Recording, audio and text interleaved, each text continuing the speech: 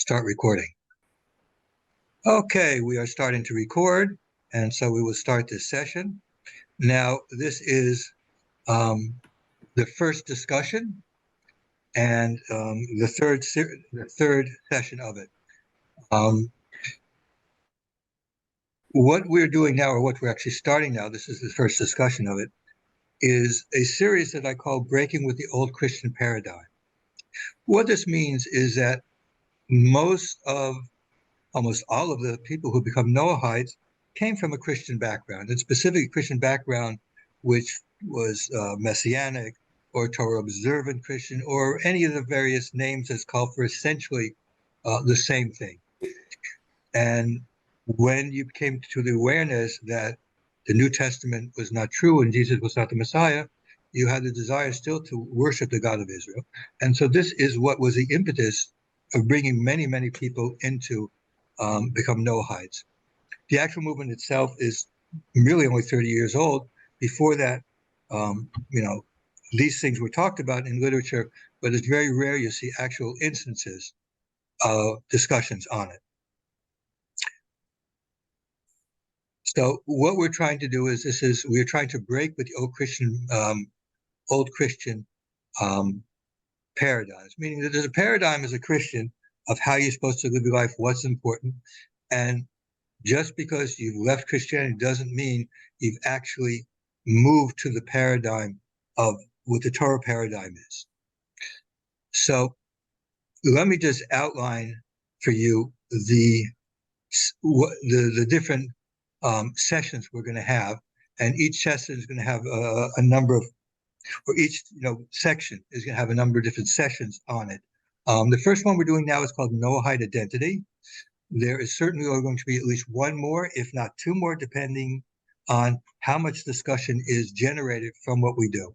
Okay, and this is basically going to be discussing what it means to be a Noahide, Torah sources for that, and also a lot of the things that we see going around, which people call themselves Noahides, but really aren't being a Noahide according to what the Torah and according to what the original purpose of the Noahide movement was when it was instituted a number of years ago. You might see some people say things slightly different than me, but essentially we're all talking about the same type of a concept here. Okay, so the first thing is that's what Noahide identity is. The next one is another important thing, and that has to do with authority. Torah concept of authority versus the individual authority that you have as Christians. That's going to be somewhat of a large discussion. We talk a lot about Judaism, how things work in that. And also what we're going to do is we're going to discuss about what a rabbi is and things you have to know when you're choosing somebody to be a rabbi. And, we might even discuss the issue of how you're supposed to ask a question. So the rabbi will give you an answer that is not just geared to you based on what you're asking, but it's geared to the best way of acting. This will come up, in the next session. It's not something to worry about right now. After that, and then that'll probably take a few sessions also.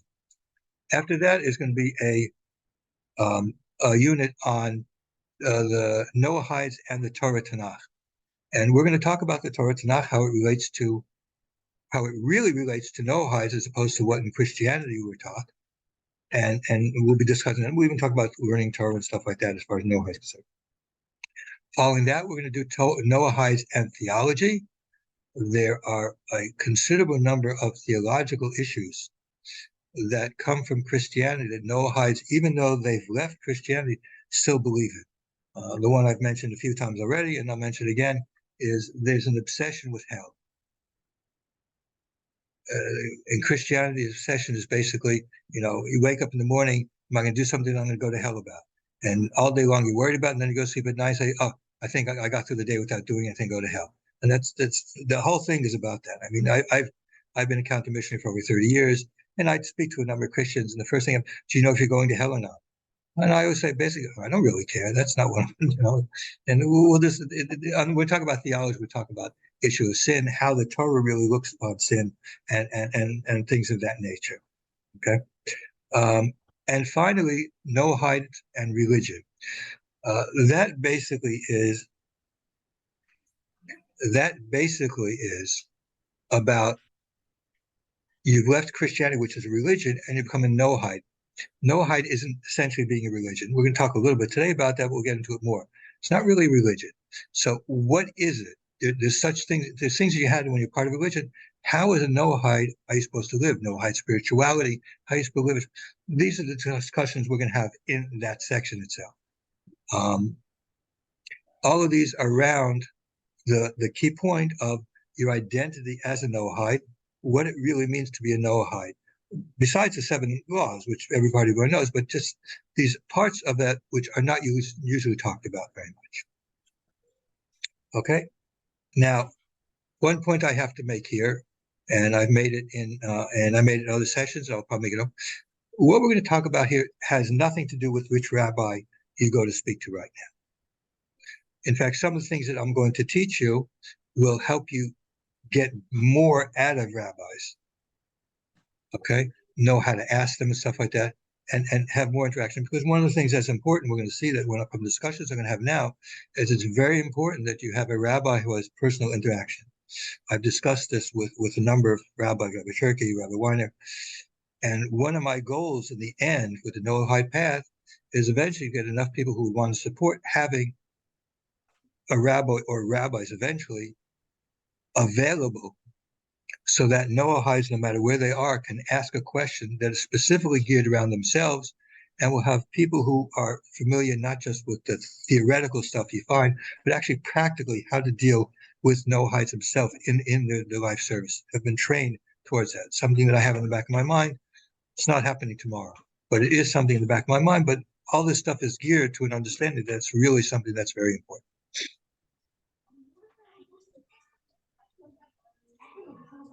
Okay. That's basically the introductory stuff that I wanted to say right now before I start getting into some of the meat of the issue. Is there anybody who has a question? If you have questions, raise your hand, and I will see you. Then I will ask you. I will let you in. But if you don't have a question, you don't have a question. So if you do have a question, you can tell me.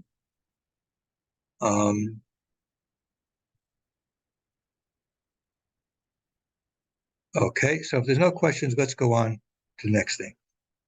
What we want to do is come to a definition of what it means to be a Noahide, and in a definition which is based on Torah. Now, the Noahide movement is only about 30 years old. 30 years plus or minus a little bit by that, but basically it's my first introduction to them was over 30 years ago. So it's about 30 years old. And because of that, it really had no formation, but it did have certain things which those who were involved, they intended. And let me just go through some of what it is.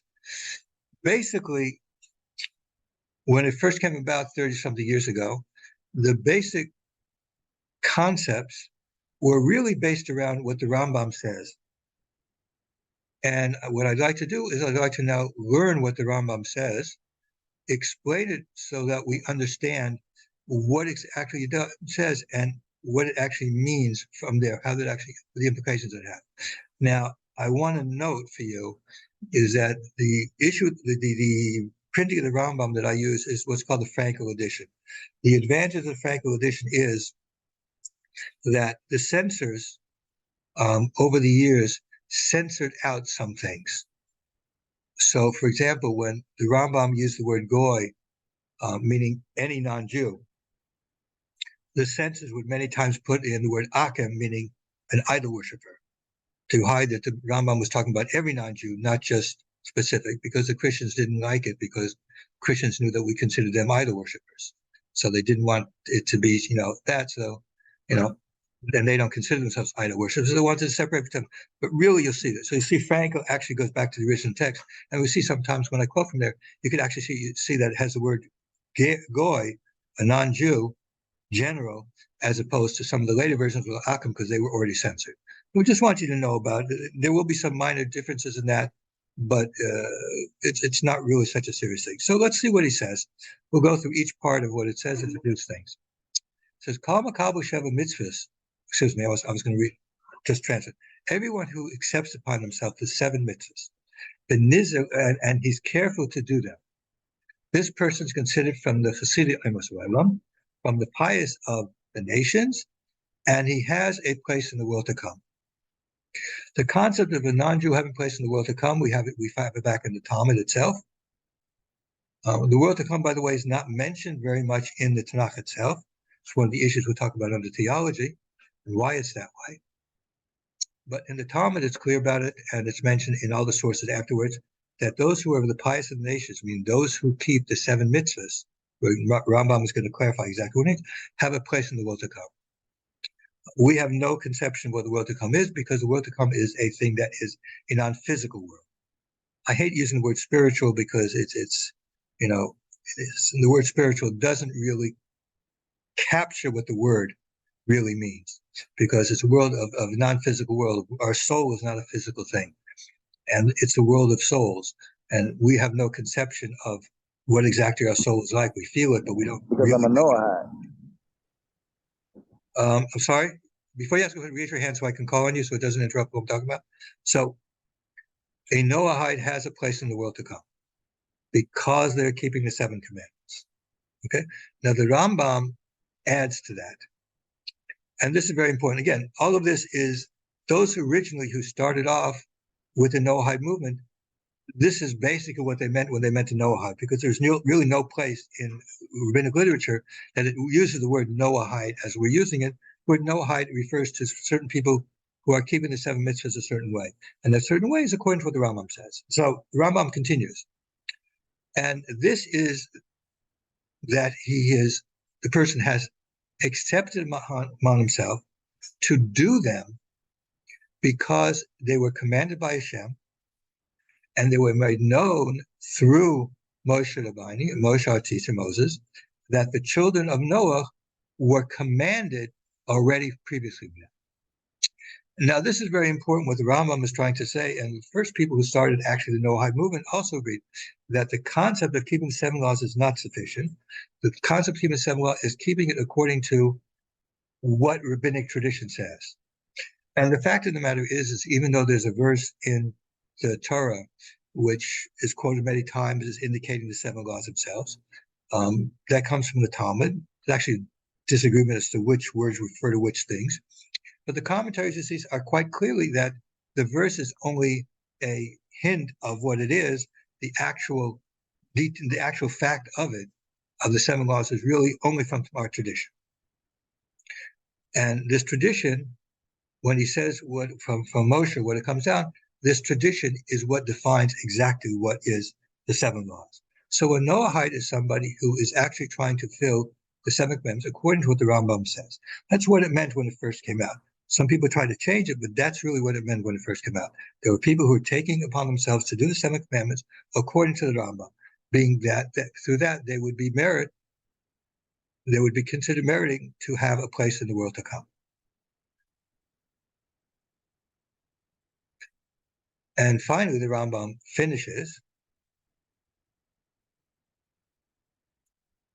and he says this: however, if one does them, the 7 mitzvahs, because he learns it out from his own understanding. Now, how that actually can happen, I don't know. There's a concept of natural law, but I don't see how natural law deals with things like eating a limb from a living animal or not cursing God or something. I don't really see how that comes out, but whatever. If someone does it, then this person is not a ger toshev. We'll discuss what a ger toshev means. Essentially, what it means is somebody who's a non-Jew who's allowed to live among the Jewish people, and he's not from the pious of the nations, but he's one of the wise people. He got to the truth, but he's not really somebody who's worthy of having a place in the world to come. Okay, so that's essentially the definition from the Rambam. That's what the original people who started the what's called Noahide movement understood that they wanted to make it to be. And so that's the use of Noahide that I'm using. Okay, when I talk about the Noahide path, I'm talking about specifically those people who want to follow according to the Rambam. They want to keep the 7 commandments according to what the Torah says, according to what the rabbis, the rabbinic tradition is, according to the way the original people who started the Noahide movement intended. Okay, Let me take a breath, and we will, for 1 minute here, before we move on.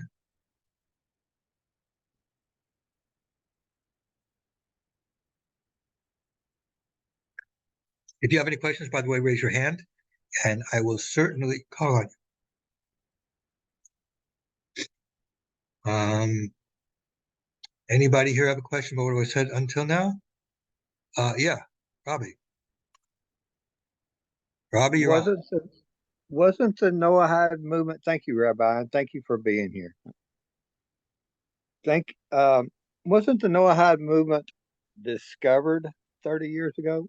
Rediscovered?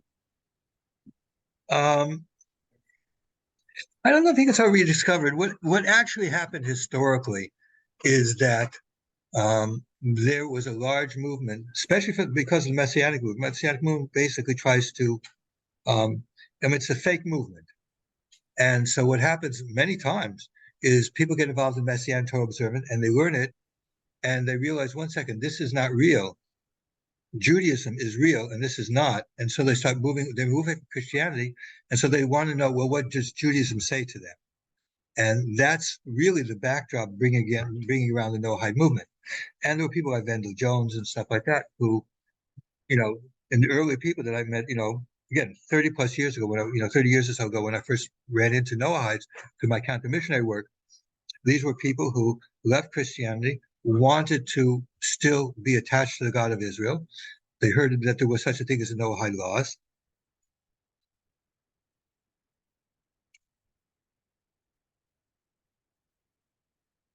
Still wanted to keep the Noahide laws. And so their fundamental outlook of what it meant to be Noahide was essentially what the Rambam said. Okay, Lubavitch came along later on, and they pushed it, and they also basically what the Rambam said. Okay, and most of the people you find, the rabbis certainly, they all follow according to the understanding and Noahide being according to what the Rambam says in real life and practicality. Somebody comes to them and says, "How do we Noahide?" They will instruct you according to what the Rambam says here, that you're supposed to keep the 7 laws in addition to what the rabbis teach about them. Okay, somebody had a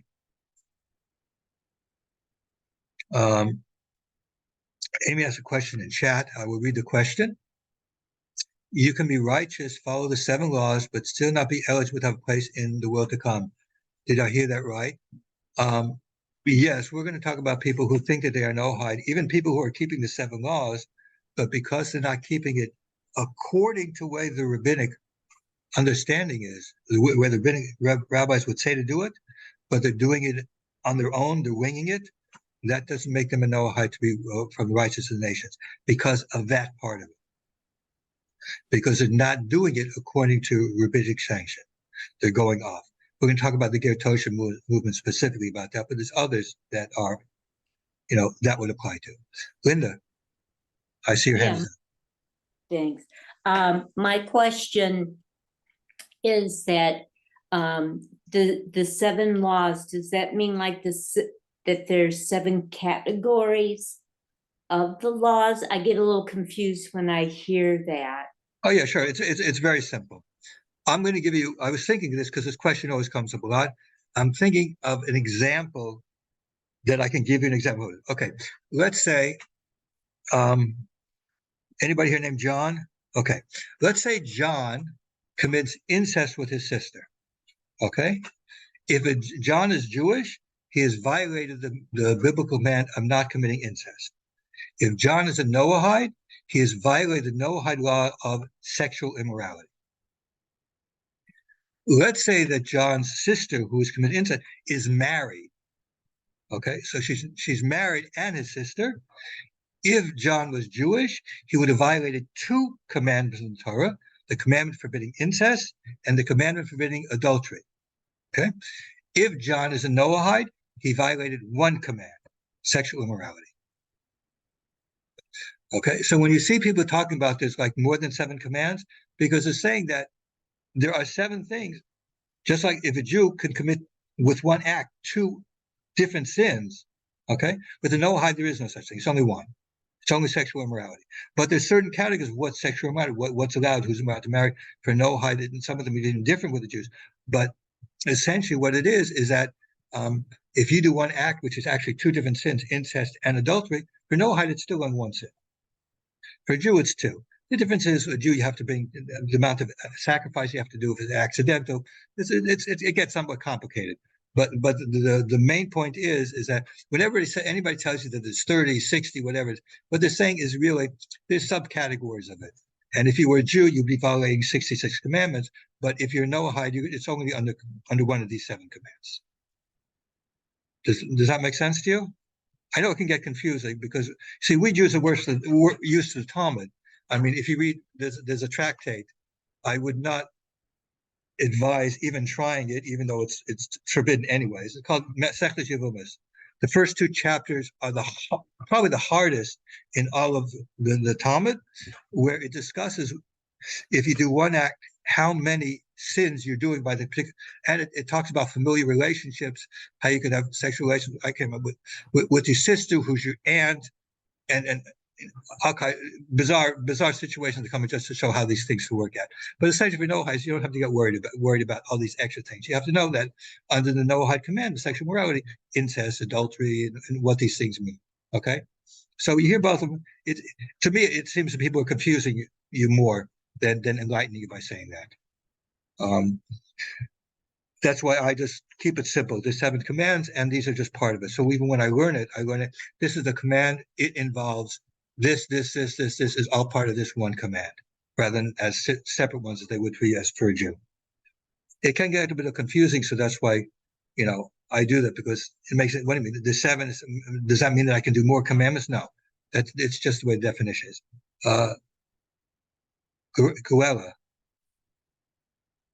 Guella, you're up. Guella, do you want to unmute yourself and talk? You're still okay. Good. Yes, thank you, Rabbi. I have a question. Well, it's regarding. I think the primary thing for me, which would make one a Noahide or not, and that has to do with idolatry. Because some Christians would say they follow the rest. They haven't broken any of the other 6, and they don't worship idols. How do you respond to someone who believes that worshiping a deity, whether it be or an object as a deity or a person, is not idol worship, and that would exclude them? If you don't follow all 7, then you're not a Noahide. Okay. I understand your question. I don't want to get into that too much right now, but clearly Okay. from what I said about what a Noahide means, if they believe in Christianity, they are not following the rabbis. So automatically they're not Noahide. So that's a simple answer. As far as the status of Christianity, if I do give classes on what idol worship, I will discuss Christianity, and I will explain to you why every evangelical Christian is an idol worshiper. They're a polytheist. Okay? I have given classes in the Trinity. I'm probably one of the few kind of missionaries. I sometimes speak with people from the Orthodox churches, the Roman Catholic. When I start talking about the Trinity, they just stop, because they know that I know it backwards and forwards. So I know the Trinity, and I know why evangelical Christians, one after even the most knowledgeable who write books like St. James White, who wrote a book on the Trinity, absolute polytheism. They have no clue about what it is. Okay, but that's an issue. I don't want to get sidetracked. Fundamentally, if somebody says that they're Noahide and they're still a Christian, they're not, because they're not following the rabbis. That's just plain and simple. There's other reasons you can find out why they wouldn't be either. We'll get into that some also. I don't know. We won't really get so much in that tonight, but whatever. Actually, we should get into it tonight. But fundamentally, we're saying, since they're not following the rabbis, they're not really Noahide. They can call themselves whatever they want. I mean, I can call myself President of the United States. It doesn't make me that. I mean, they might send me to Bellevue Hospital over it, but then it doesn't make me the president just because I say it. Okay, and the same thing. It doesn't make you Noahide if just because you say it is. You know. Okay. Thank you. Okay. Okay, Carrie, you put your hand. There's a thing that you press for the candle. So, Carrie, I see your hand. Carrie, did you want to say something? Okay. Can you Yeah. hear me now? Yes, I can hear you now. I can hear you. Can you Uh-oh. hear me? Oh, it says my internet connection's unstable. Can you still hear me? That's okay. As long as you're stable, don't worry about your internet connection. Okay. You keep mentioning the Rambam. I've never heard of him. Rambam is Maimonides. He wrote one of the most important codes of Jewish law. Why he is considered important is because it's one of the few places where it's actually discussed in one place by a person who is writing for as a legal code. In our next unit, where we're talking about authority and stuff, I'm going to talk about rabbis and I'm talking about rabbinic literature and all this, so you have a much clearer understanding of why the Rambam is important. The Rambam, when you learn, for example, I learned after you get married, you go to an institute called the Kollel. In the Kollel we learned specifically on how to learn halacha. And the Rambam was one of the important people from that generation, which called the Rishonim, those generations called the Rishonim, that we learned. Not the only one, there were other ones. He's extremely important as far as halachic development and how we understand. So he's very important. Everybody reacts to him afterwards. Either they'll agree with him, they'll disagree with him, but everybody reacts to him, or they'll explain what he's trying to say. Everybody reacts to him. Okay, he was that important.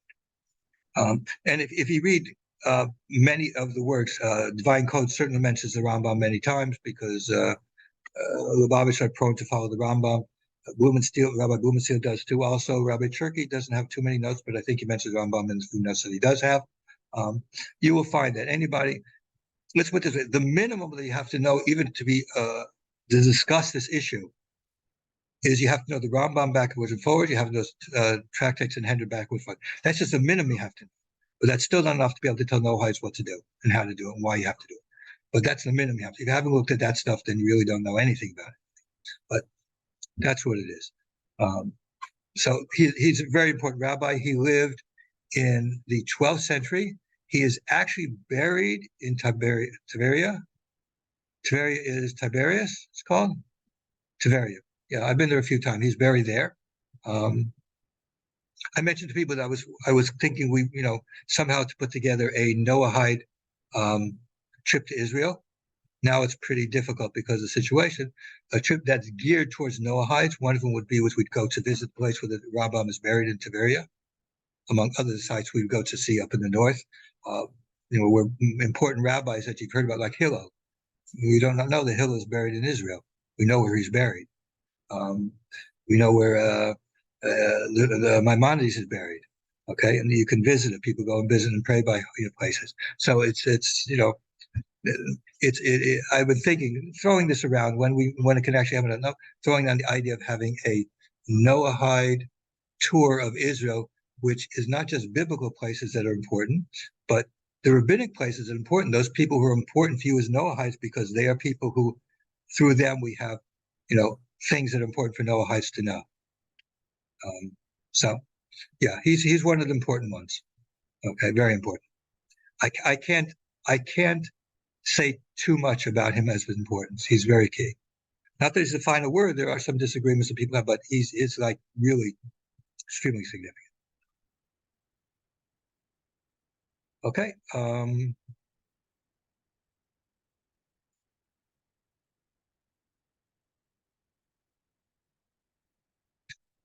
Any more questions? If not, we're going to go on. Now, just review, make sure that a Noahide meets somebody who follows what the Rambam says here, what Maimonides says here, that they accept the 7 laws because it's in the Torah and from the rabbinic tradition.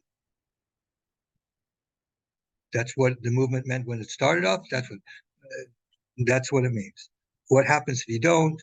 That's a very interesting question. Maybe when we get to theology, we'll talk about that.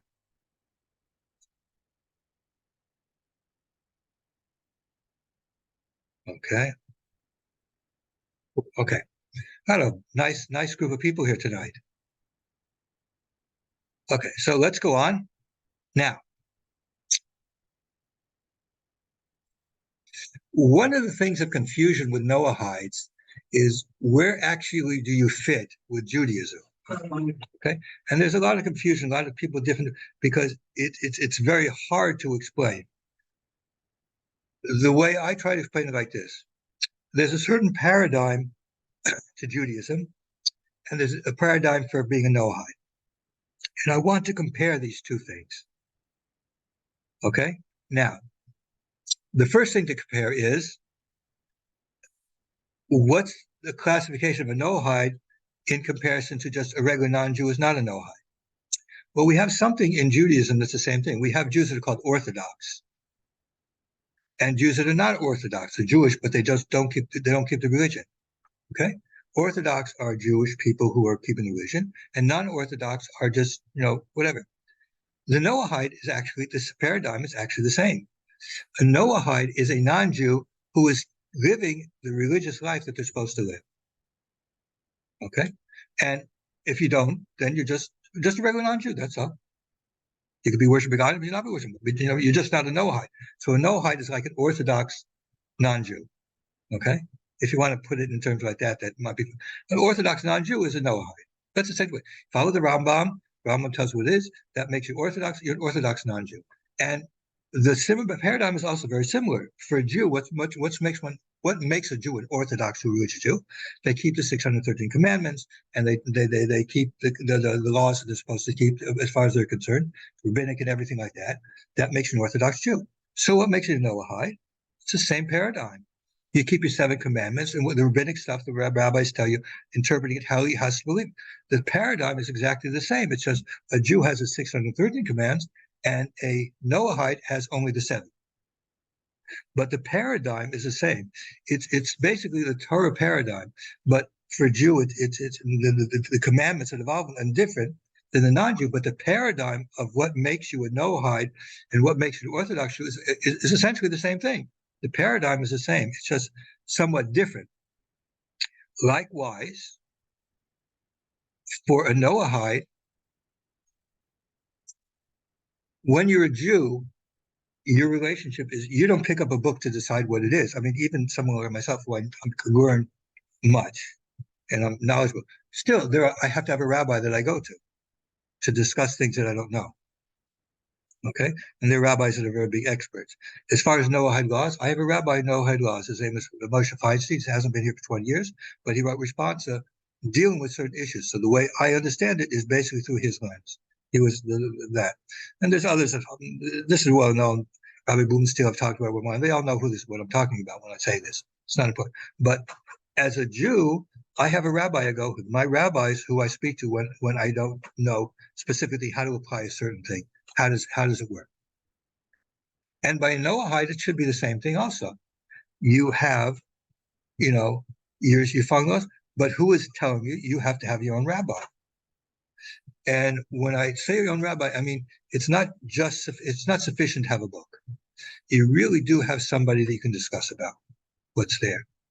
Books are not sufficient, just like for a simple Jew who can't learn very much, the book is not with it.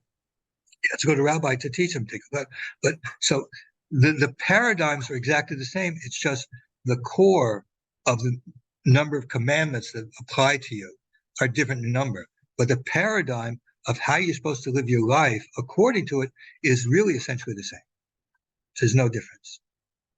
Now, there is one significant difference between Judaism and being a Noahide. And this is very important. It's also important to know this because when we discuss about Noahides and the Tanakh and how you're supposed to look at this principle I'm going to tell you is fundamental to understanding the Tanakh. And if you don't understand this principle, you don't understand the Tanakh. There's no way of understanding the Tanakh without it. And that is this. Noahides are individual. The Noahide movement is something that came about 30 years ago because there were a lot of people who left Christianity who had been like Torah observant, and they didn't know where to go. So they were told about the 7 laws and trying to keep it, whatever. And that's where it came from. So a movement developed by itself. which does not appear in halakhic literature, in legal literature, Jewish literature at all. So as it came about, people were trying to help them along as group of people. So the group is not like it's not ontological. It's not like you've changed, into being a Noahide. You're still non-Jewish. It's just you're Orthodox non-Jew instead of being a non-Orthodox non-Jew, I guess you want to call it. So the group is like, in a sense, artificial. You are all individuals. You're judged. And to understand what this is, in Judaism, it's not that way. I'm an individual, and of course, I suffer but Israel, the Jewish people, is an individual, is a group. If one Jew sins, it affects me also. It affects everybody. Now, we see this in the Tanakh. We're going to talk about this more when we talk about the Tanakh and Noahides, but there's a perfect example of that you see in the book of Joshua, when they conquered the city of Ai, and one of the people, they were told they were supposed to destroy everything in the city, and one person specifically took from that city the thing that was supposed to be completely destroyed. And the next battle, a lot of Jewish people were hurt, were killed, and Hashem said, the Jewish people are all guilty. Why is that the case? Because every Jew has a responsibility to another. When one Jew sins, it hurts other people, okay? Because we're a group. That's why group association by Jews is very important. We're considered a group. If you look at the curses in Leviticus 26 or Deuteronomy 28, it's talking about when the whole nation sins, these things happen to the whole nation, they go into exile. Individually, we're judged. There's like very few places talk about individual judgment. End of Ecclesiastes, Daniel talking about being judged for good and evil. There's Isaiah, and there's a few places, very little. We'll talk about this in theology also. But the point is that, yes, as individuals, we are, of course, judged for that. We're responsible on our anchors, but also there's the whole Jewish people. That Noahides don't have. Okay, that doesn't. So that is a significant difference where the paradigm is different for Jews for Noahides. Okay, but other than that, it's basically the paradigm is pretty much the same. Okay, and it is pretty much the same. Okay, do you have a question on what's going on? Okay, I see that. Okay, let me just look. Okay, see the next thing I'm going to talk about? Fine. Okay, let's start with Scotty. Okay. Okay, I see you've got Scotty, I see you got a pitchfork in your hand. I'm going to duck under the table. Not really. I've got to hit it this time. But so this may be the wrong time to ask this question but I feel like it goes in here. And if it's the wrong time, I take correction very well. You can ask my wife. So so right now we are, just to be honest, Noahide are looking for identity. What do we call ourselves? Who are we? And I've had a couple of Noahides. As long as you know what it means. Well, here's the basis of my question. I've had a couple of people that ask me, they're going into the hospital, and when you go in the hospital here in the U.S. especially, they have this questionnaire, and they want to know what religion you are, who to send around to talk to you, and of course it's not listed there who we are, or even Judaism is not listed there. If you want a rabbi, so how do we deal with that? Is that the right question to ask at this time, or should? It's actually a very interesting question. And again, it actually points out something that is very difficult for both the rabbinic side and others, is that, these are really new things that never happened before. That there'd be so many non-Jews at one time that have abandoned Christianity and still want to associate didn't happen before. So a lot of things we are trying to figure out how to do it so that there's no violation. So I would say if you're in the hospital for that, I would say you'd like to speak to a rabbi. And when the rabbi comes, you say that I'm not Jew, I'm keeping the Noahide laws. The rabbi that I spoke to said if I am in the hospital, I should seek, comfort from a rabbi. All right? That's what I would say. I mean, me, I don't have to worry about that, obviously, whatever. But I would say as a Noahide, that shouldn't say you belong to any religion because, they don't have it there, whatever. But say if there's a need, you want have a rabbi to come there to speak to you. And most rabbis will not actually know much about the Noahide laws, but enough about it, that you say, listen, I believe in the God of Israel.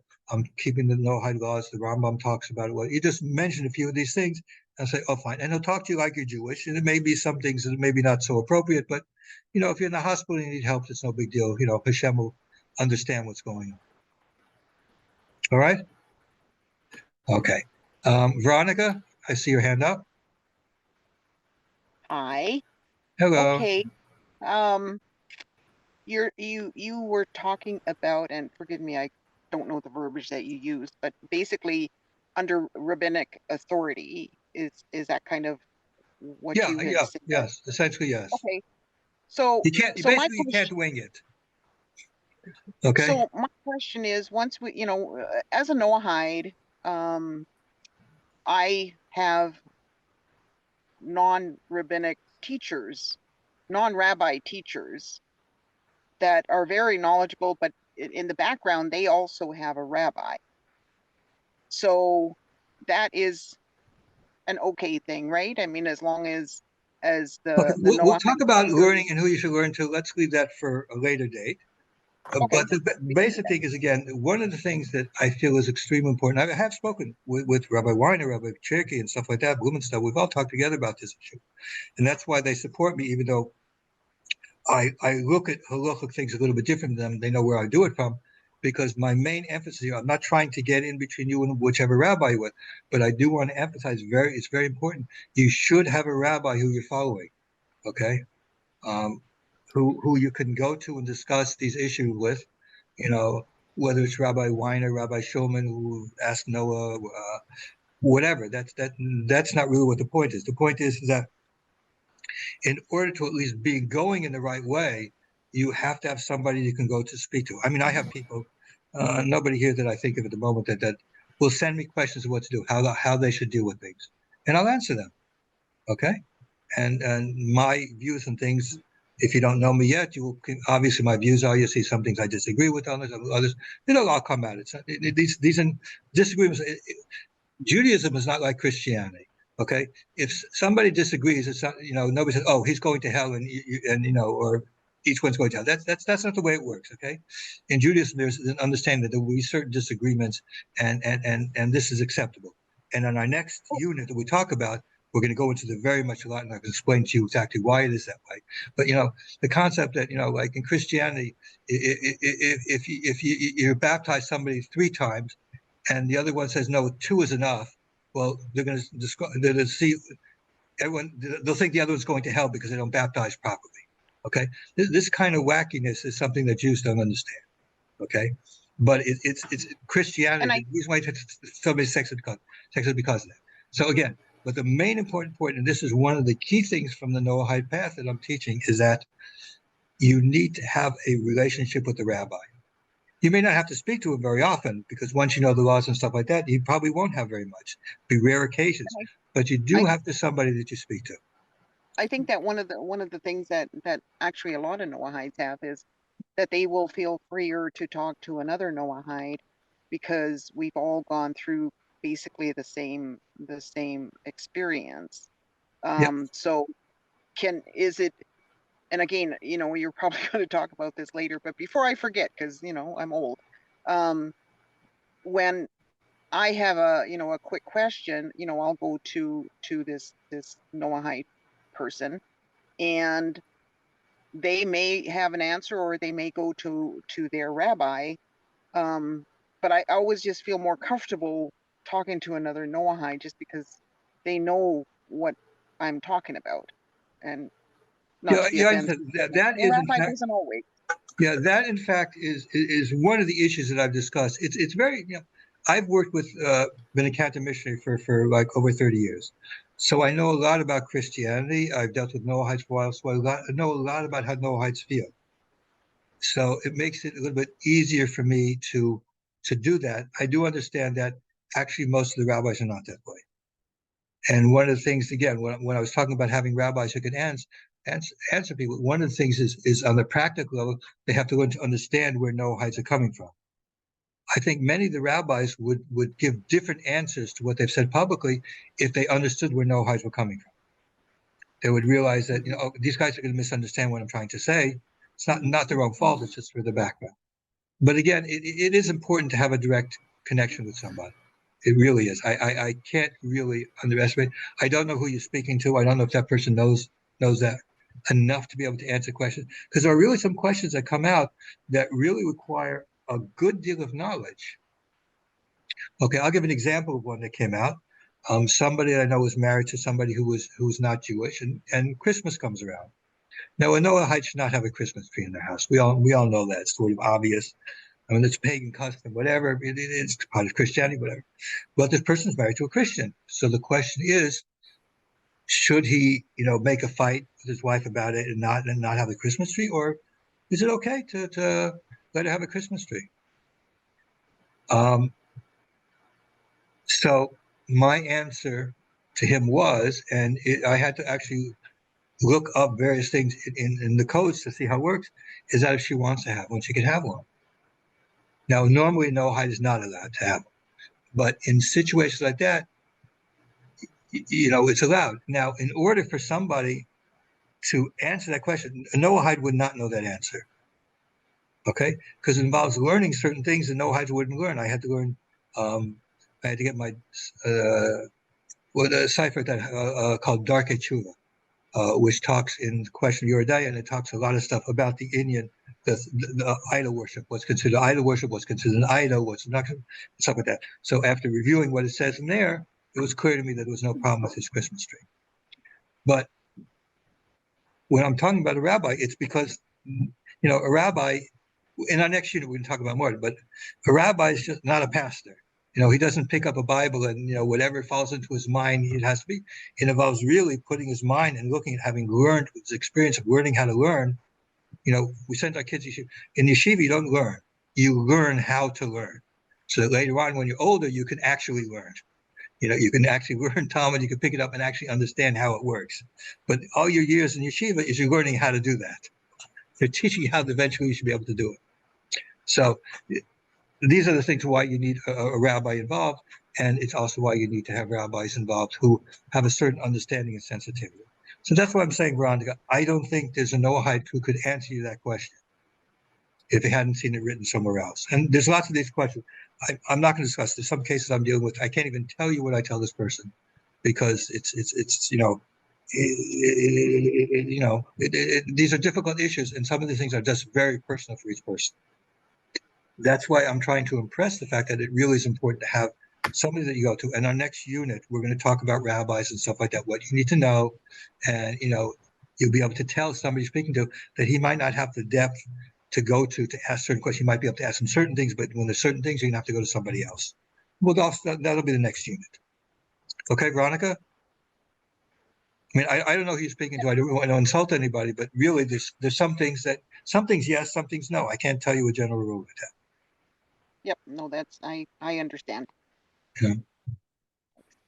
Okay, let's go to Linda and Gluella.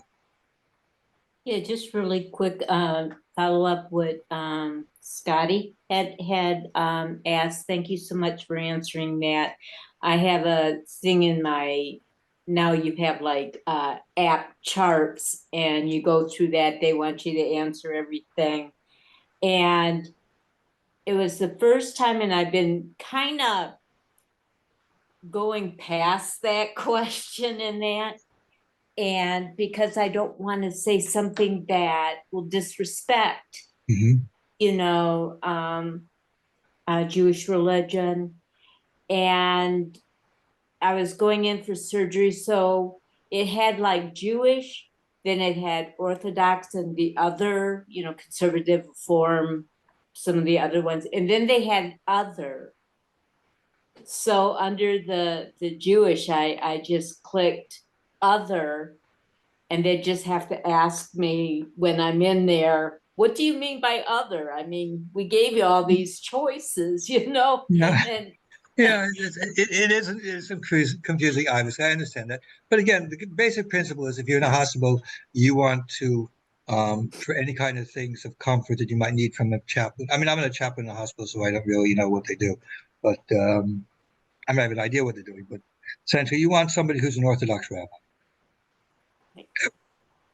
And when they come, you explain that you're non-Jew. You follow the Noahide laws according to what Maimonides says, and you were told that if you went to a hospital, that whatever spiritual needs you might have, a rabbi will be able to help you out because you believe in the same God of Israel as he does. And although there's difference, most rabbis will be sensitive to them, and you shouldn't have a problem with that. If a rabbi gives you a problem with that, it's a problem with him. That's not really right. They might have a problem because they're not used to such a thing. Rabbis, like for example, I live in a very closed community. I live in a ghetto. So most people have no clue of how to even deal with somebody who's a Noahide. Because it's like, you're sort of weird. They don't even know where that fits into their perspective. I know because I was involved in Catholic mission work. I've been involved in Catholic mission for 30 years. So I know where these things are coming from. But most Jews in areas like where I live who look like me, they don't know. They might know what the Talmud talks about, but they don't really know actual from real life interaction. Somebody asked me a question with regards to, as far as rabbis, the question was, is a Chabad rabbi acceptable? Rabbi Weiner is Chabad. Rabbi Shulman from Asno is Chabad. He will consult. I know that he consults Rabbi Weiner as far as questions. That is acceptable. I don't want to mention names, but I know of other Chabad rabbis that I would not suggest going to because I've heard things that they've said. But as far as that's concerned, if you want, we can talk to that privately. I don't like talking publicly about different things. Okay? Guella, let's do that. And I really want to finish because I do have a next section one that I do want to finish. You guys a little bit, because there's more people, there's more questions, and so we're a little bit behind. So we'll go over the hour. That's fine as far as I'm concerned. It's a nice time for me. So if it goes over the time, it's no really big deal. It's not like if it's 11 o'clock, 12 o'clock at night. So if it goes over, it's no big deal. Okay, so Guella. Yes, it was not so much a question as a response to, I believe, Ronald or Robbie's question about identity for us. And I guess listening to the hospital stories brought me back to when 2 years ago I was admitted for severe COVID. And prior to that, I had begun studying through my involvement, leaving Christianity and the Messianic movement, till I realized it was just Christianity. But I always had just a Tanakh, and I used to read it, possibly because as I grew up, my mother was Old Testament. And while I was in the hospital, it was during the time of a Christian holiday towards the end of the year. And what I missed most was that they had displaced my Tanakh, so I didn't have it with me. Mm-hmm. And the nurse was kind enough to send a social worker who was Jewish, and she asked me if I was Jewish. I said, no, I am not. But I grew up with a love for the God of Abraham, Isaac, and Jacob. And I had a Tanakh, and the hospital misplaced it. She went and bought me a Torah. And Rabbi Shulman, I was so overjoyed. Mm-hmm. And I guess I want to say is that Hashem will put someone in your path if he knows what your need is. And he put before me this young woman who obviously had I didn't even know what a Noahide was. All I knew was that I loved and enjoyed reading Torah. So I was just saying that each of our experiences are different, but Hashem knows and will at some point put an opportunity or a person in your pathway that will assist you. That's all I want to say. Okay, thank you very much. That was very nice. Okay, let's go on a little bit. Okay, so now we talked a little bit of identity, what it is. What I want to do is start discussing now about some errors that people bring over from Christianity that doesn't make them fully being Noahides. Okay, even though they might think that they are. Okay, now remember, keep in mind that being a Noahide means that you're following according to, as Maimonides says, according to the Torah and the rabbinic teachings, stuff like that. Okay, the first group is what I lovingly refer to as Christians who have dumped Jesus in the New Testament. Lots of these people, we all know about what we're talking about here.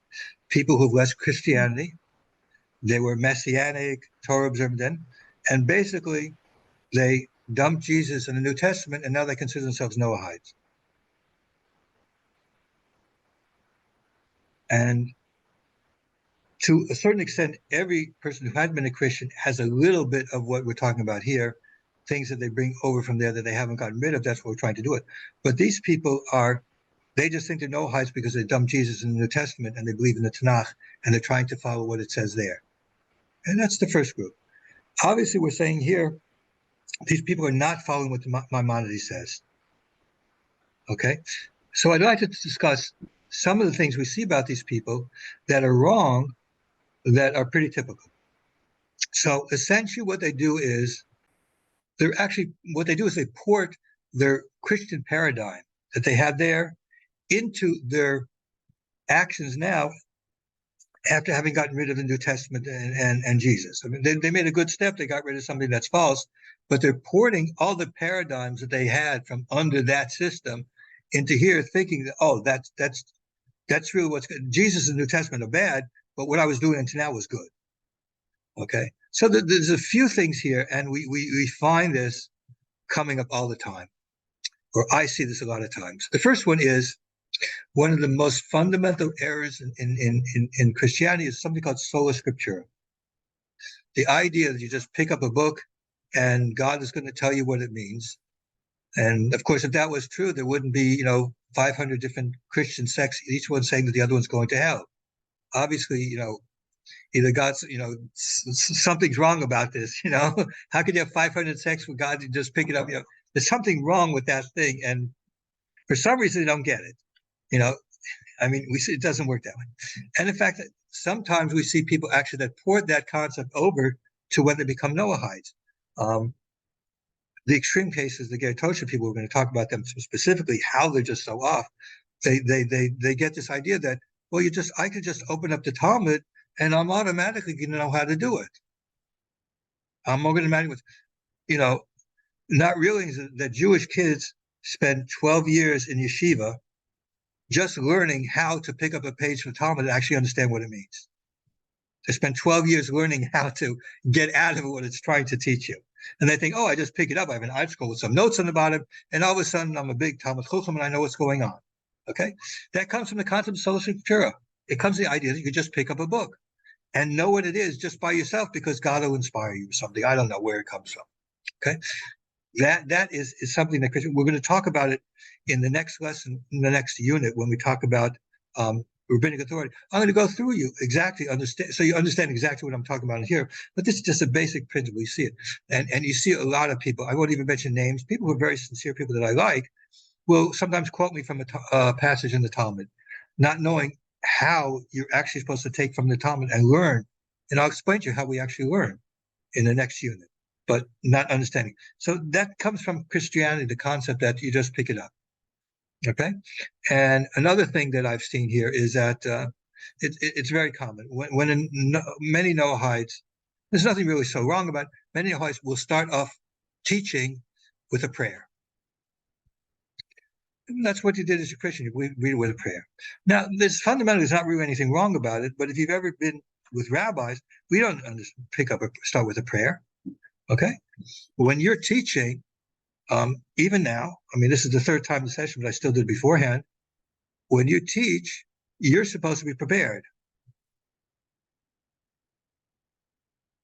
You're supposed to prepare yourself. There's no reason that you have to do a prayer beforehand unless you didn't prepare and you're just asking Hashem that you shouldn't be made a fool of by saying things you don't know what you're talking about. Okay, your whole life is supposed to be prayer to, you're supposed to always constantly praying to Hashem that He should help and guide you. If you're having a prayer beforehand, it's because you didn't do your practice before and you didn't look over yourself. And so you pray, Hashem, don't make everybody be ashamed before everybody because I don't know what I'm doing. Okay, I'll tell you, one of my rabbis, he was a big student from a rabbi in the city of Galant in Hungary. And one day he went into his rabbi before his rabbi was going to give a shir and a class, and he saw him. He was reviewing. He's looking over the Gemara, the Talmud, and so he asked him, "Why are you doing that? I know you know everything." He said, "Before you ever teach something, you have to review the material to make sure you know it perfectly before you do it." And those people who are really serious and really we have the word ehrlich, means fine, proper, whatever. It's a very hard word to translate into English. Prepare themselves before they do it. I refer my notes before I go here. I know my notes, pretty much an idea what I do, but I do sometimes just let it come out as it comes in order. But you do that. And if I pray beforehand, you probably should just shut me out because that means I didn't prepare. I'm just asking Hashem to help me out here because I don't know what I'm doing. Okay. But again, there's nothing wrong with saying a prayer beforehand, but that is something you're bringing over from a Christian. It's a habit you had as a Christian and you're bringing it over here because when you become a Noahide, it's not that it's wrong. It's not that it's right. It's just, you're doing it because I'm not saying you shouldn't do it. I'm just saying that, remember, that's not what the Jews don't do it. If you've ever been to class, nobody starts it off with a prayer. Why? Because, we don't, we're constantly, you don't have to say what you're thinking. You're always asking Hashem to help you out when you're doing things, beforehand, and you're giving cash. We just don't do it because it's not necessary. But that's what it is. Just again, it's something that comes in. It's not necessarily bad. It's not necessarily wrong about it, but it's just you're doing it because you had been doing it as a Christian. That's how you know it as a Jew. And I've seen more things like that. They're just like that. So there are essentially three things in my mind which are basically what we find with people who are really Christians who've just dumped Jesus and the New Testament, as opposed to people who've left it sufficiently that they're actually now Noahides. Three areas. The first one is, Scotty, get out your pitchforks, so I know it's going to start coming. Praying as a group. Porting your prayer meetings there into here. Now, if it happens that if you were together and the time for Israel, Israel's having very big problems and prayers from anybody would help. And if it happens that you happen to be together and you want to pray, say a psalm or something, make a prayer for everybody, that's fine. That's not what I'm talking about. But, looking at a prayer meeting, coming together as a group to pray, as if it is something that is, part of what being a Noahide is, that you have to come. That's not the case. Okay, remember, you're individuals. Your prayer to Hashem it's just you and Him. I remember this. I didn't remember this. When I was younger, my mother had these, records. That played on a machine. I don't know how many of you still remember what machines with records are. Some of you might be way before your time. It's what, it's like what DVDs and MP3s used to be, but it was like 60 years ago, okay? And there was a comedian, Bill Cosby. So he does this really funny thing about Noah. And so after fun, says, "Hey, no, it says, it's just you and me, God, just you and me." And then Noahide, when you pray, it's just you and me, God. That's what it is. Your prayer is directed to God. I mentioned earlier, and it's very true. There's the Breslov Hasidim. They don't just pray. They have a thing where Reb Nachman Breslov said that you should get used to going into the woods and speaking directly to God, pouring out to God what your feelings are. That's the kind of prayer that Noahide should get used to.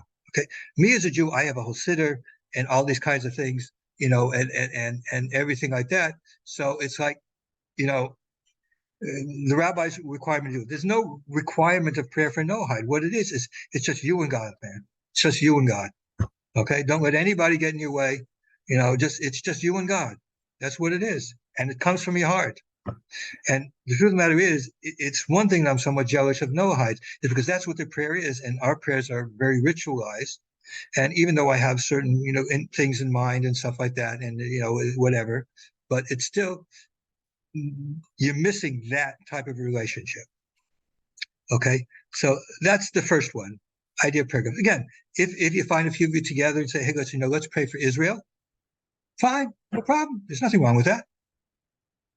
It's a very good thing to do that. There's nothing wrong with it, especially a time like that where the Jewish people are in a very, very serious, in both Israel and everywhere. I mean, where I live here, we have now police protection constantly because there's really a fear of attacks on people in my area. We've had it for years, but now it's the very heightened security in the area where I live. Because basically there's all Jews around here. So it's like, if they're going to go somewhere, they go somewhere like this. Okay, I see, Paul, you have your hand up. Let me take a few questions, and I do want to finish. There's a few more points I want to make here. Let me just see about the chat. Okay, okay, Mary, let's leave your discussion, what you had in the chat, until the next unit. And we'll discuss that, because I haven't introduced the type of material that we can actually have a discussion on that, but that's definitely be the next one. Tikkun HaKloli, no, that's not for Noahides. You can say to them anytime you want, but Tikkun HaKloli is specifically for Jewish people. Nachman is beautiful. I love it, Nachman.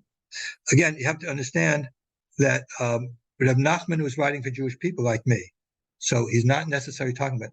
But Reb Nachman is very good. I'm not a Breslev Chassid, but I do learn things from Nachman a lot of times because he's somebody that, when you read Reb Nachman, you get the feeling that he understands you.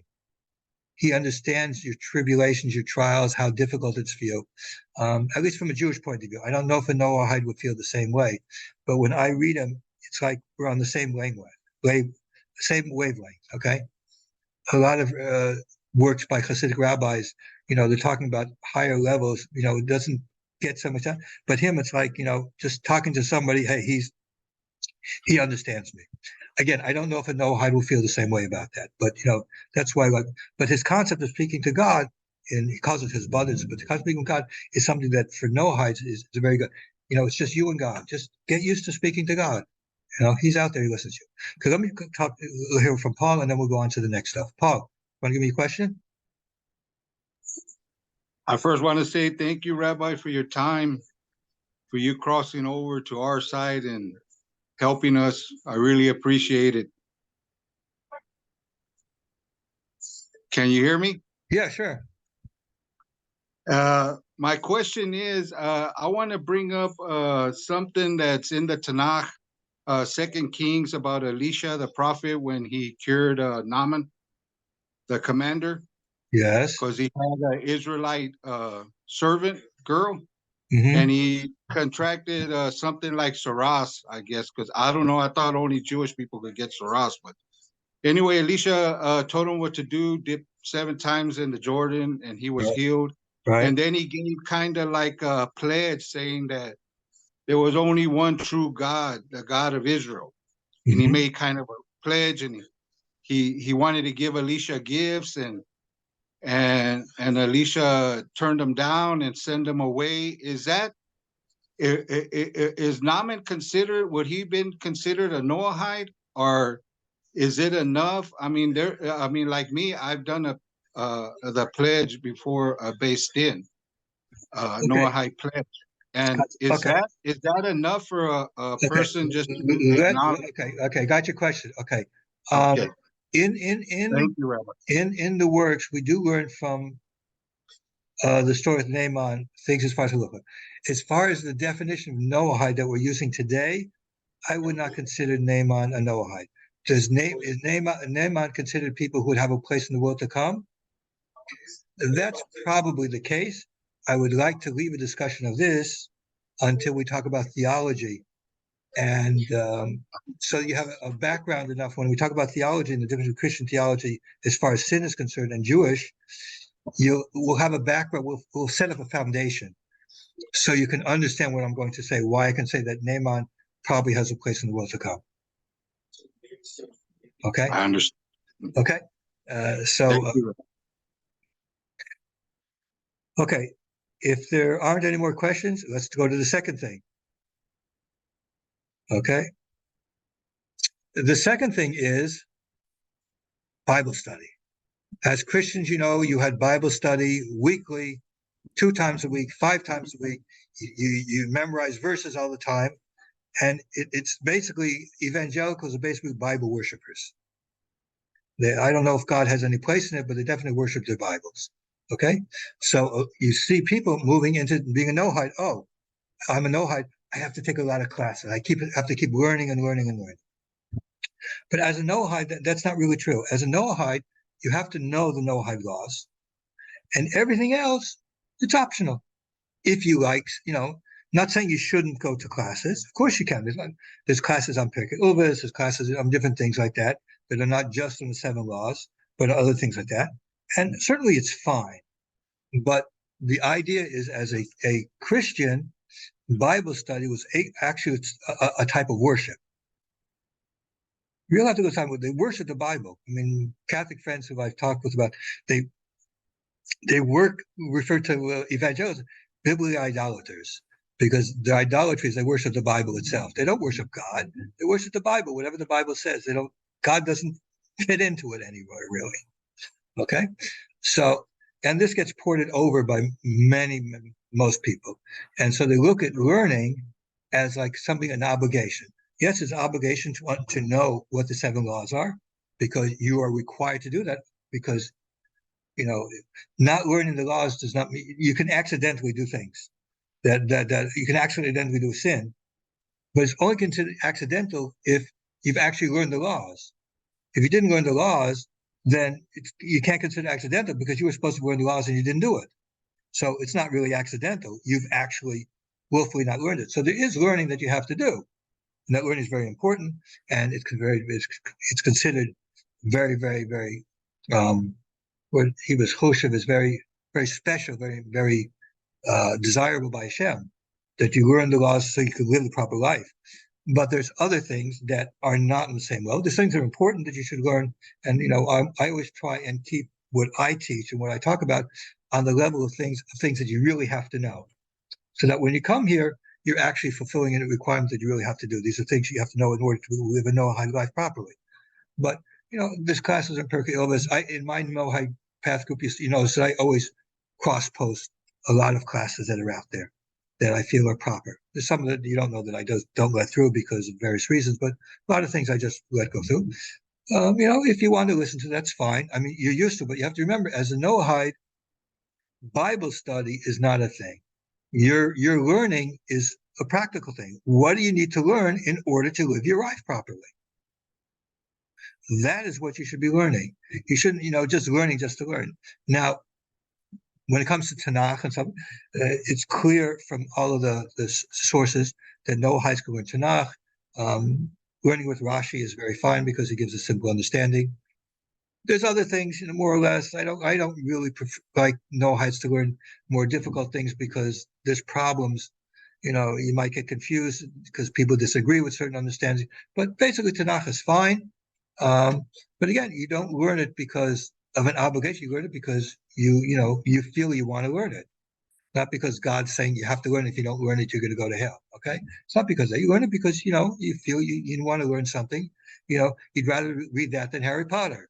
Okay, so fine, read that. You know, not like Harry Potter is as good to read as the Tanakh is, but you know, when we talk about Noahides and Tanakh, you see why. You know, it's a little bit different. But the point of the matter is that when you were a Christian, Bible study was like, you know, what is the number one thing you should be doing as far as worship of God? Bible study. That's Bible study. Bible. You know, it's like, I once heard a lecture from Bart Ehrman. He said he went to Moody Bible College, and he said their middle name was Bible. Okay, because that's the whole thing. Well, you know, but there's no how. That's not really what it is. I mean, yeah, there's no saying you shut down, but it's your approach to how you're doing it. Okay, it's your approach. It's very much, and that's what's going to distinguish you as a Noahide on the Noahide path, as having been a Christian beforehand. It's how you're doing it and why you're doing it. Okay, is it fitting into you as a Noahide? What a Noahide's supposed to be doing? There's a very famous story that it's written down. We don't see much in the classical literature of actual real Noahides, But there is one instance that I know of in the works of the Chedul, Chaim Yosef the Zulai. He lived, I think, towards the end of the 1700s, if I'm correct. And he traveled to Italy, and he wrote a diary of what he did in Italy, when he went. And one of the days, I don't remember which one the day was, is he had a person who was taking him around who happened to be not Jewish. And the guy appears to have been a deist, not a Christian. He didn't believe in the Christian God, he was probably a deist. So they were talking about religion together. And so the guy, he told him, well, what am I supposed to do? What is this? So listen, there's the 7 laws. You follow the 7 laws, and you believe in one God, and that's it. Because that's really the basic sum of what it means to be a Noahide. You follow the 7 laws and you believe in God. Everything else is just, either to help you to do the 7 laws, or you want to do that rather than, reading Lord of the Rings or something like that. So you went to, but the things that you and the ways that you thought, as the paradigms you had as a Christian, you have to get away from when you become a Noahide. Okay, doesn't mean you're not going to be doing some of the same things. I mean, as a Christian you wore pants, and as a Noahide you're also wearing pants. It doesn't mean you have to stop wearing pants because you just stop being Christian. You're now a Noahide.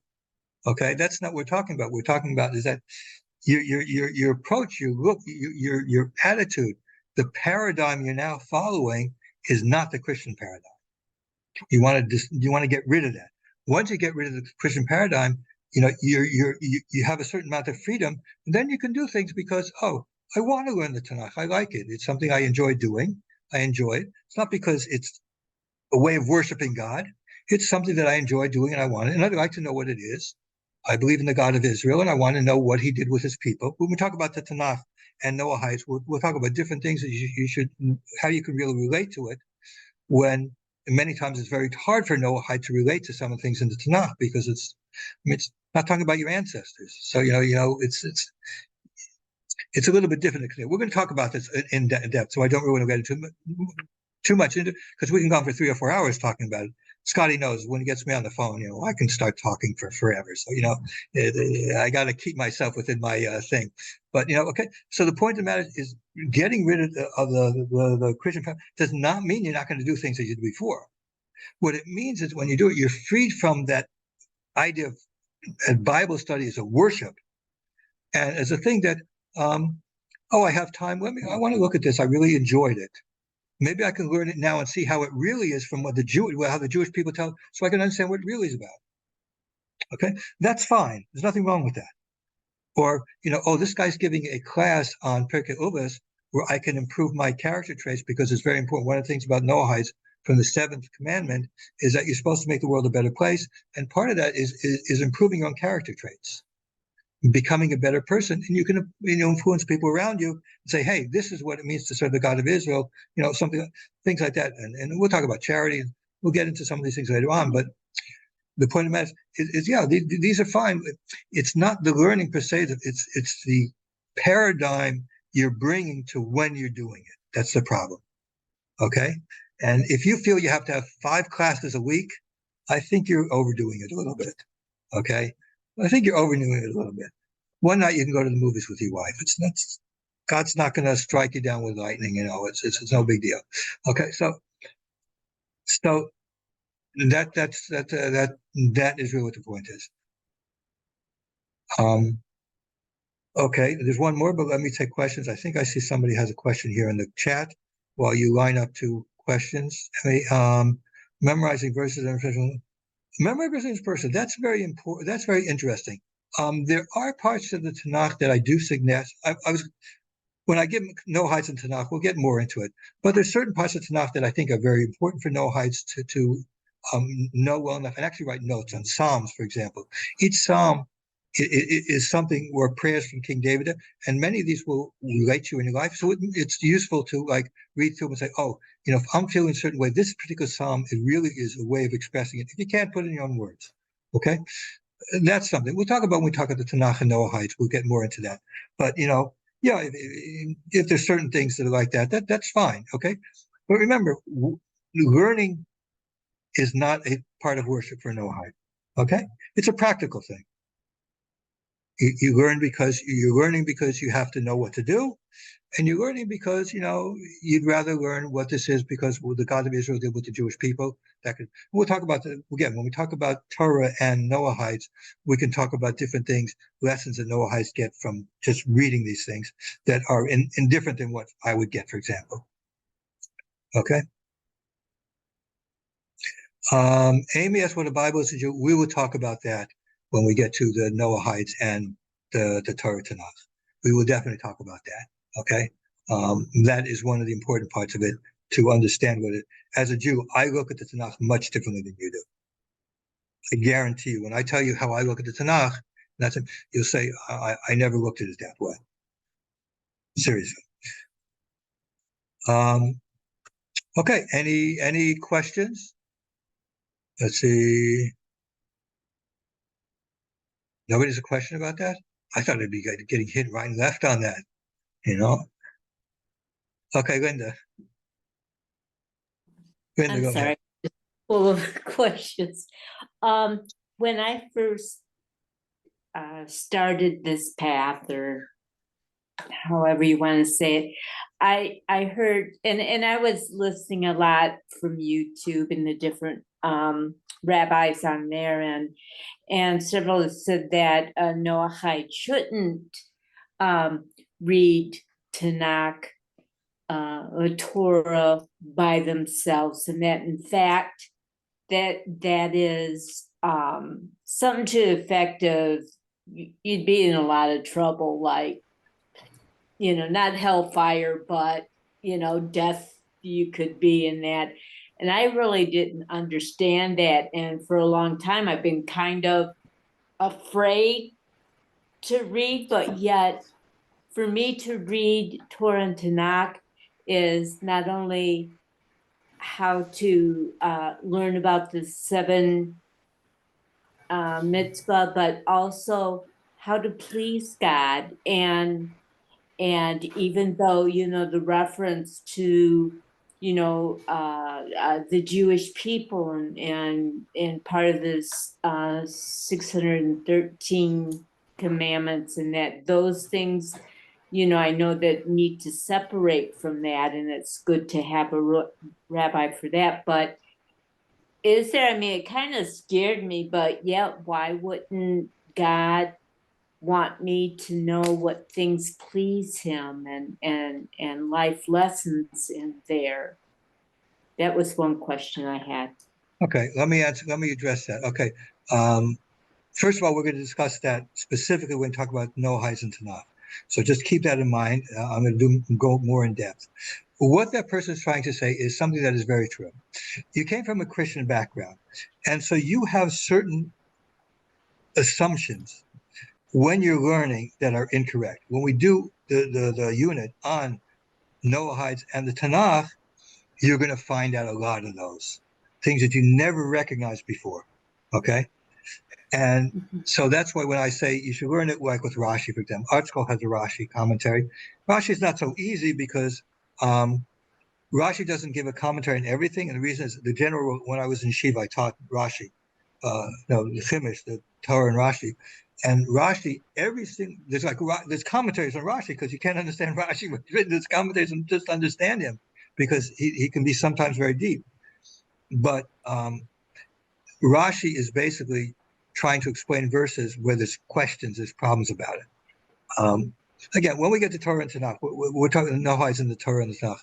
We'll spend much more time about this kind of thing. I think we're going to have lots. There's obviously going to be lots of questions and discussion when we do that, because once you see how I learn Tanakh and how I understand it, and compare it to where you learned as a Christian, you see how different things are. Okay. Okay. When I was don't just younger, pick up a Tanakh and say what it means. We yeah. learn with commentaries and stuff, linguistic and other types of commentaries. When I was younger, I always wondered why, as a Western society, are we interpreting an Eastern book? And I never really, I really didn't have anybody to ask, but I was in a college in that, and I was a music major, but yet we had to take Bible and other stuff and that. But I wondered, I go, we're interpreting this stuff with the Western mind. And, like I was thinking of the festivals and everything. We're not taught hardly of any of that other than when Jesus ran across them. So I would love when we get to that point and that. And Linda, we are definitely going into it. That is one Okay. of the biggest things that Christians have no clue about. It's just like, and I told you, when a Christian asked me, aren't you worried about going to hell? And I said, no. They don't understand why I could say that. And when we get to the Noahides and religion and Noahide theology, I'll explain to you exactly why it is that we just don't obsess about it. There's no reason to obsess about it. Again, that's a theological issue. As far as the attitudes towards Tanakh, we'll go into Tanakh about how it is. And I'll even give you certain examples of showing you things in the Tanakh that you never saw before. And Christians will never tell you about. So it's something that'll be very important. And it's important because all the sources say, there's a responsive from the Rambam that I once saw that he says that a Jew is allowed to teach a Christian the Tanakh because Christians believe in it, whereas Muslim not. Very interesting. But again, the view of we have of that is much different. Okay, Guila. Wait. Guila, can I ask you just one question? What language is Guila? Yes. What language? Well, there's an interesting Guela in Spanish, Portuguese, and many other languages. It means grandmother. And I chose that because my kids call me Nana. And when I Okay, gotcha. Okay. All right. I got you on that. Okay, so what was your question?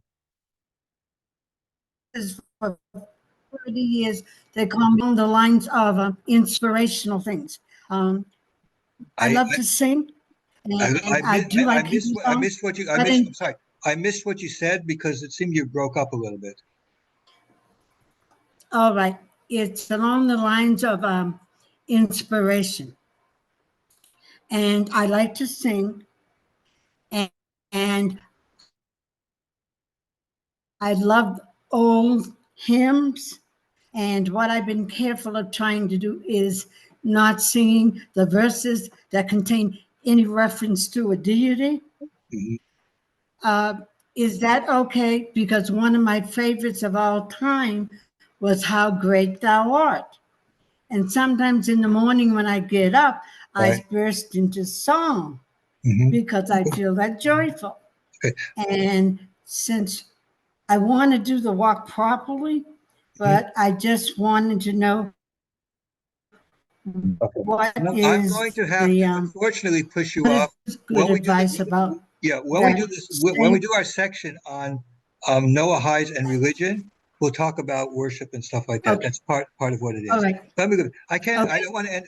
I could keep you guys here for hours. That's basically what can happen. I can keep you for hours, or just if we stay within our topic and leave those things for other times, then we'll do it. Okay. Because I do have a question I have to finish because I don't want to start in next month without everybody having finished the thing, everything the same way.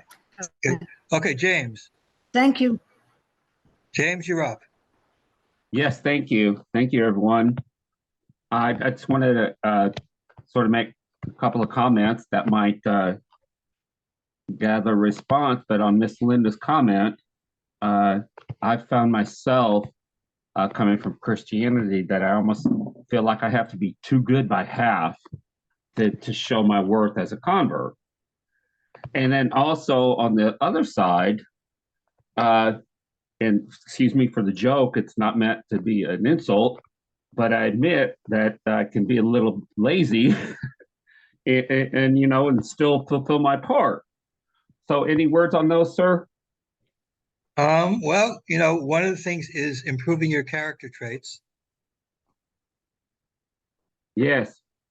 So, that's the thing. We'll talk about that. That's part of what it means to be on the Noahide path is to deal with your character traits. That's part of what religion part. When we talk about Noahides and religion, we're going to talk about what really your emphasis should be on. And we'll deal with things like character traits and doing good for other people. That's really part of the religious part of it, if you want to use that term. I hate the term religion, actually. But, it's part of what you, as a Noahide, what you're supposed to do. Okay, if there aren't any more questions, there's one more issue I got to cover. And then we can call it a night. Obviously, because there were more people here, there were more questions. This is a very popular time, but unfortunately, people in Europe, I have to make sure that people do it. So I try and key around that thing. Okay, so the last one, this is going to be, I'm just waiting to see those pitchforks come out. When you were Christians, okay, there was a thing about Jesus and the feasts. And everybody kept to one way or another, this feast, that feast, this thing, everyone. But that's just what you did then. It's, as a Noahide, those things don't relate that same way.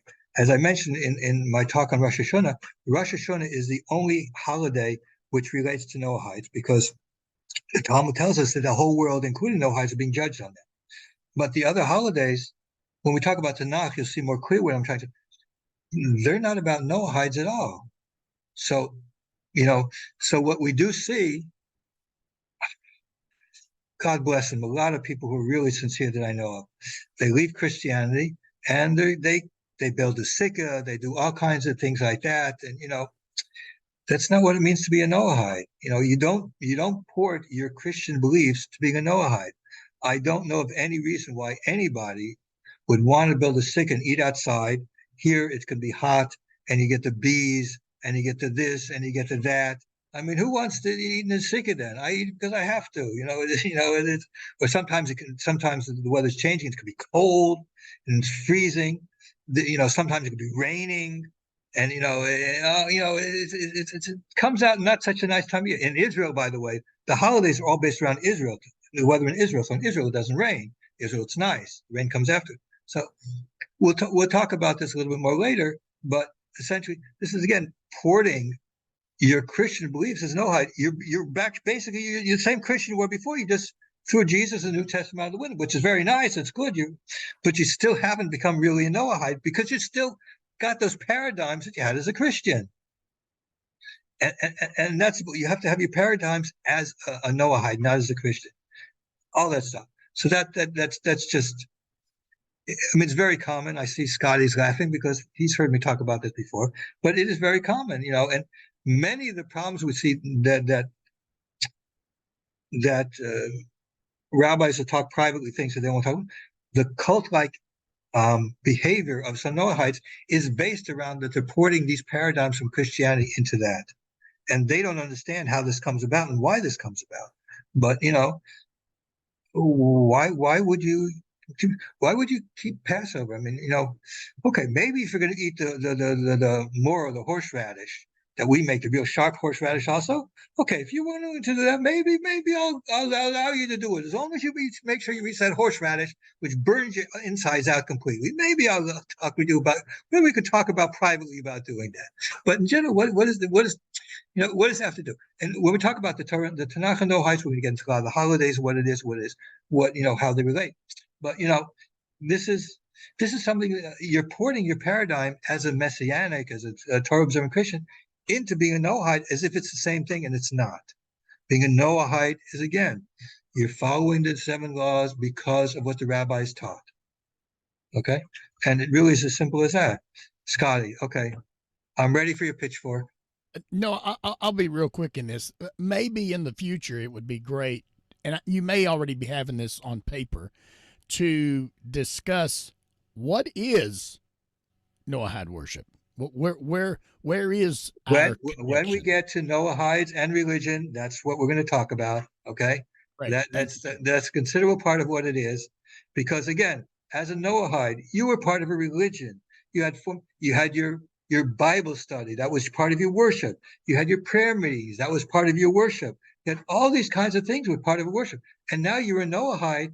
Well, you want to worship God, but you don't know where you fit in that. So when we talk about religion, we're going to talk about what it is to be a Noahide, what it really means, what is acts of worship that is. And I usually start a discussion with discussing what means spirituality. I'm not going to give the answer right now, but when we get to it, we talk about spirituality. And once you understand what true spirituality means, then most of these things just become very easy to understand. Okay, Terry, the Bobbsey twins here, I get it from one and the other one's going to get me also. Okay, fine, good. Oh, no. I'm probably going to get some pitchforks thrown toward me because I'm 100% with you there, Rabbi. One of the things that I learned a while back, and it seems like this is something that maybe I feel it might be missing in teaching the Noahides, is like Rabbi Hirsch talks about the law of kind, the law of species on Genesis chapter 1, 11, and 12. Mm-hmm. And his commentary is really good, talking about the law of kind. And when I learned what he was teaching there, and he talks about the nations and Israel in his commentary on that passage, right. We are the Gentile creation of the Creator. Mm-hmm. We're not the Jewish. And, right. and so many want to be a hybrid, which is almost like breaking that law of kind in doing that. Yeah. I would love to see the rabbis address the issue of the law of species and pertaining with the difference between the Noahide and the Jew and our respective missions and roles and purpose of creation. I have to admit that I don't really learn Hirsch very much. His works were written for a certain community, and I do understand why many Noahides have found him to be very inspirational. But I come from a different type of background. When we talk next time about the next unit, where we're talking about authority, and I'm going to talk about them, you might want to ask, and I'll try and explain to you where he fits into the whole situation. Okay, I come from a Hasidic background, so my outlooks, those things that I enjoy or that touch my soul, are different. Okay, he came from German Jews, which to me feel a little bit too cold, but okay, whatever. But I have found many Noahides who like reading Hirsch. He seems to have written things.